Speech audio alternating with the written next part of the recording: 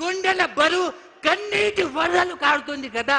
ఇంకా ఎలా చెప్పాలి, ఇంకా ఎలా చెప్పమంటారు? ఇదే కాంగ్రెస్ ప్రభుత్వము దిక్కుతోచని స్థితిలో చావు బతుకులో ఉంటే మా నిరుద్యోగ మిత్రులు ఆక్సిజన్ ఇచ్చి బతికిస్తే నువ్వు గద్దెనికి కూర్చొని మమ్మల్ని నరకాన్ని చూపిస్తున్నావు కదా. గుర్తు పెట్టుకో రేవంత్ రెడ్డి సార్, నిరుద్యోగులు రాముడు విడిచిన బాణం లాంటి వాళ్ళు. ఎస్, రాముడు లేదే రామేం లేదు, నిరుద్యోగ సపోర్ట్ లేదే మీ ప్రభుత్వం లేదు.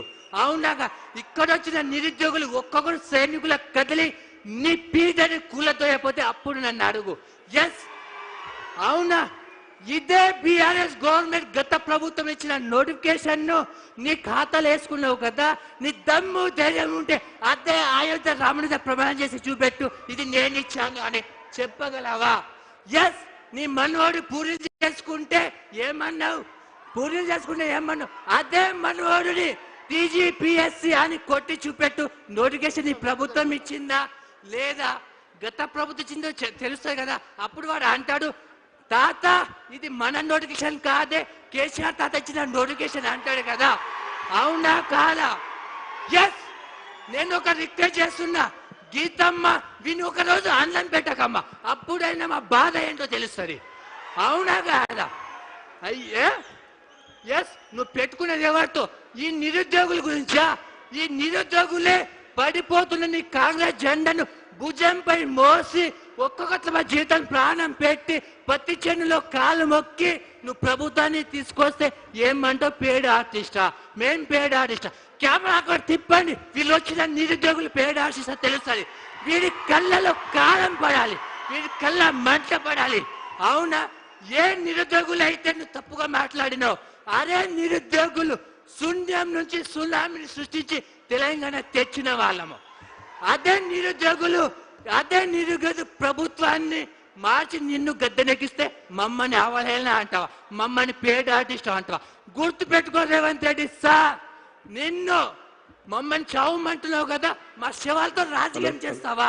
మా శవాల మీద చిల్లరెట్టుకునేలాగా బతుకుతున్నావు కదా. అవునా? ఎస్, గుర్తు పెట్టుకో, మేము నిరుద్యోగులమే. ఈ నిరుద్యోగులని సైన్యాన్ని కదిలి నిన్ను పాతాలని తొక్కపోతే నన్ను అడుగును. ఎస్, ఈ నిరుద్యోగులమే, ఈ నిరుద్యోగమే. ఏమన్నావు? కాంగ్రెస్ వస్తే మార్పు వస్తుంది. ఆ మార్పు ఏంటో తెలుసా సార్? మమ్మల్ని కుమిలి కుమిలి నరకంగా చచ్చిపోతున్నారు. ఇదా మీ మార్పు? ఇదా ప్రజా పాలన మీది? ఎస్, నువ్వు అన్నావు కదా, ఒక్కటికి 100, ఒక్కటికి 100. నువ్వు ఒక్కొక్క మాటకి 100 సార్లు నీకు గిఫ్ట్ ఇవ్వకపోతే నన్ను అడుగు. ఎస్, నువ్వు అన్నావు కదా వచ్చే ఎలక్షన్ లో 117 అనే. ఎస్, 117, 1+1+7 = 9. మేము కాంగ్రెస్ డిజిటల్ 9 మరి మీకు బాగా ఇష్టమే. అదే ఇవ్వకపోతే, అదే గిఫ్ట్ అని ఇవ్వకపోతే మేము నిరుద్యోగులం కాదు, తెలంగాణ బిడ్డలమే కాదు. ఎస్, ఈ తెలంగాణ బిడ్డలము, తెలంగాణలో పెట్టిన వాళ్ళని, తెలంగాణ పుట్టి మరణించిన తెలంగాణ బిడ్డగా మమ్మల్ని ఏముంటుంది? అమ్మ నాన్న ఒక్కొక్క రూపాయి ఇచ్చి వాళ్ళ రక్తాన్ని మా చెమట రూపంలో ఒక్కొక్క రూపాయి ఇస్తే ఏమనిపిస్తుంది? ఆ రూపాయి ఖర్చు పెట్టుకోలే అమ్మ నాన్న చూడలేక బాధ ఎలా ఉంటుంది? కన్న కొడుకు ఆ బాధ ఎలా ఉంటుంది తెలుసా? నీకు తెలుసా? ఎస్, గీతమ్మ వీడిని చెప్పు, నువ్వైనా చెప్పు. మనవాడు మీరంటే ఇష్టం కదా, మీరని చెప్పడు. మా నిరుద్యోగులు కన్నీళ్ళు కారుతున్నాయి అయ్యా, కనీసం వీళ్ళ నోటిఫికేషన్ ఇవ్వని. లేకపోతే నిన్ను నిరుద్యోగులు 3 లోకల పాత్రలకి రాజకీయంగా తొప్పబోతే నన్ను అడుగు. అవునా కాదు? ఒక్కసారి గట్టిగా పిడికిలి బిగించి మీలో ఉన్న యువ రక్తాన్ని పైకి తీసుకొచ్చి జై తెలంగాణ అని చెప్పండి. జై తెలంగాణ. రేవంత్ రెడ్డి హటావో, నిరుద్యోగి బచావో. రేవంత్ రెడ్డి హటావో, నిరుద్యోగి బచావో.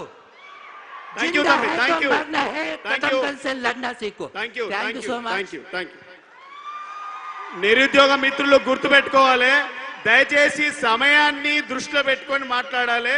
2 నిమిషాలు మాత్రమే మాట్లాడాలి. క్విక్ గా మనం చెప్పాల్సిన సబ్జెక్టు ఒక్కొక్కరు ఒక్కొక్క సబ్జెక్టు మాట్లాడాలి. ఇప్పుడు మంజుల గారు గ్రూప్ 2 ఇష్యూ మీద మాట్లాడతారు. మంజుల గారు లేరా? మంజుల గారు. భూక్యా కుమార్ గారు డిఎస్సి మీద మాట్లాడతారు. భూక్యా కుమార్ గారు.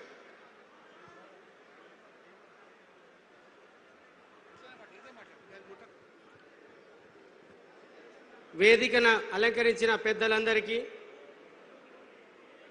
ఎక్కడెక్కడనో గ్రామం నుంచి వచ్చిన విద్యార్థి నిరుద్యోగ మిత్రులందరికీ నమస్కారం.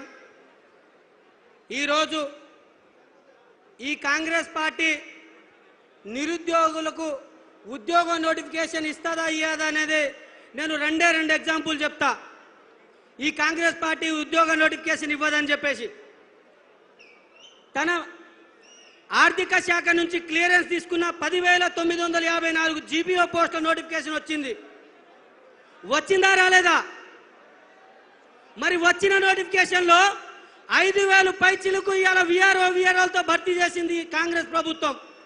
మరి మిగతా పోస్టులైనా మన నిరుద్యోగులతో భర్తీ చేయడానికి అడ్డంకులు ఏమొచ్చినాయి కాంగ్రెస్ ప్రభుత్వానికి అని చెప్పేసి మిమ్మల్ని అడుగుతా ఉన్నారు రేవంత్ రెడ్డి గారికి. మేము నిరుద్యోగుల పక్షాన మేము ఉద్యోగ నోటిఫికేషన్ ఇస్తాం, ఆర్థిక శాఖ నుంచి క్లియరెన్స్ తీసుకుంటామని చెప్తా ఉన్నారు కదా. మరి ఈ కాంగ్రెస్ ప్రభుత్వం ఇప్పుడు దాకా 5,000 పైచిలకు ఉన్న జీపీఓ నోటిఫికేషన్ ఎందుకు భర్తీ చేస్తలేదు?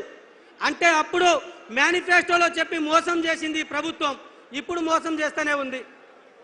అందులో భాగంగా ఇవాళ టీచర్ రిక్రూట్మెంట్లో 2 సార్లు ప్రమోషన్ ఇచ్చింది. జీవో నెంబర్ 108 ప్రకారం 2 సార్లు ప్రమోషన్ ఇచ్చింది. మరి 2/3 వంతు ప్రమోషన్ పోతే 1/3 వంతు మన నిరుద్యోగులతో బీఈడీ అభ్యర్థులతో కానీ డీఈడీ అభ్యర్థులు కానీ భర్తీ చేయాల్సిన ఉద్యోగాలు ఎందుకు భర్తీ చేస్తలేరు? అంటే విద్యా వ్యవస్థను పూర్తిగా సర్వనాశనం చేయడంలో మన గుంపు మేస్త్రి రేవంత్ రెడ్డి గారు ముందున్నారు.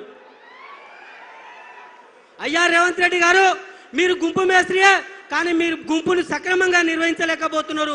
మీ గుంపుని మీరు బరాబర్గా దానికి దారిలో తీసుకెళ్ళలేకపోతున్నారు. మీ దగ్గర విద్యాశాఖ మంత్రి పెట్టుకున్నారు, మీ దగ్గర హోంశాఖ మంత్రి పెట్టుకున్నారు, కానీ ఈ 2 వ్యవస్థలను పూర్తిగా సర్వనాశనం చేశారు. మరి మా ఉద్యోగాల డిఎస్సి నోటిఫికేషన్ ఏడబోయింది? నువ్వు మేనిఫెస్టో మన ప్రియతమ నాయకులు కేటీఆర్ గారు సభా ప్రాంగణంలోకి ప్రవేశించారు. వారికి స్వాగతం సుస్వాగతం. జై తెలంగాణ, జై తెలంగాణ, జై తెలంగాణ.